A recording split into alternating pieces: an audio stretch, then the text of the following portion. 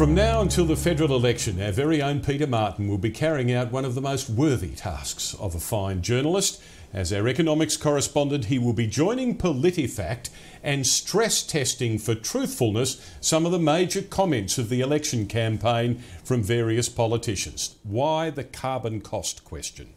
Joe Hockey, 2 days after Kevin Rudd's reappointment as Prime Minister, said this: the change, an early move to a floating carbon price, would mean a black hole of up to $15 billion in the budget. The source for Joe Hockey's statement was Greg Hunt. Greg Hunt is the Coalition's climate change spokesman. There is every chance of a $15 billion hole to the budget, which the Prime Minister needs to address today. $8.3 billion we were due to receive, the government was due to receive from the carbon tax this year, the budget statement says.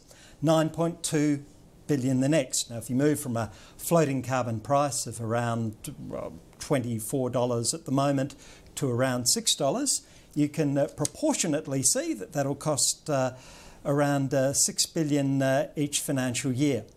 Simple? Simple. I'm afraid not. How did you arrive at the $15 billion figure? Well, $15 billion is the amount of revenue loss that the government's likely to receive, and we've actually used the discount that they applied to the last budget, which has just come out, and the gap between that and what it may come to.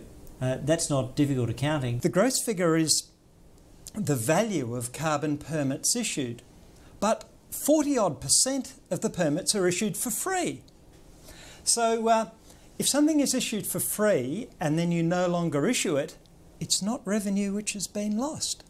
What you need to do is to look at the net value, which Mr Hunt's office didn't do. So you're looking at a $4 billion cost to the budget as opposed to the claimed $15 billion cost, or say half of that for 1 year. The formal rating on the PolitiFact scale is mostly false.